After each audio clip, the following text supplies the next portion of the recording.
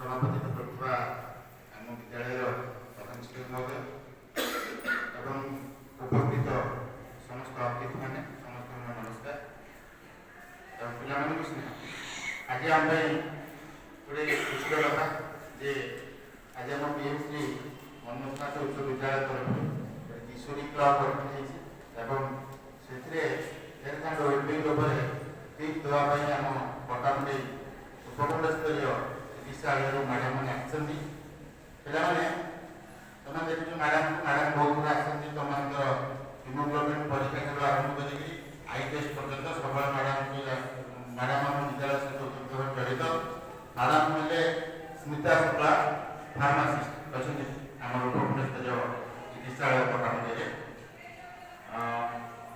ତାପରେ ଆମ ସୁଖ ଦୁଃଖର ସାଥୀ ଏଏମ୍ଏମ୍ ଦିଦି ପ୍ରେମାଞ୍ଜଳି ସାହୁ ମ୍ୟାଡ଼ାମ୍ ଅଛନ୍ତି, ତାଙ୍କ ପାଖରେ ବସିଛନ୍ତି ଏବଂ ତାଙ୍କ ପାଖରେ ଆମ ବିଦ୍ୟାଳୟର ବରିଷ୍ଠ ଶିକ୍ଷକ ଅଶୋକ ଦାସ ସାର୍ ଅଛନ୍ତି। ବିଦ୍ୟାଳୟର ଭଲ କଥା ସବୁବେଳେ ପାଇଁ ବୁଝନ୍ତି।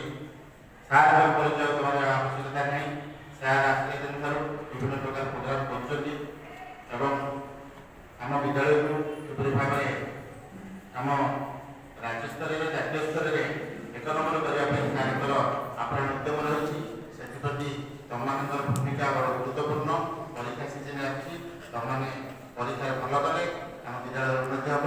ଆମ ବିଦ୍ୟାଳୟର ସ୍ଥାୟୀ ସଭାପତି ତଥା ବିଦ୍ୟାଳୟର ପ୍ରଧାନ ଶିକ୍ଷକ ଅଶୋକ କୁମାର ରାଉତରାୟ ସାର୍ ଏବଂ ତାଙ୍କ ପାଖରେ ଅଛନ୍ତି ଆମ ପଟ୍ଟାମୁଣ୍ଡେଇ ଉପଖଣ୍ଡ ସ୍ତରୀୟ ଚିକିତ୍ସାଳୟର ଡକ୍ଟର ପୁରବୀ ପରିଡ଼ା ମ୍ୟାଡ଼ାମ୍।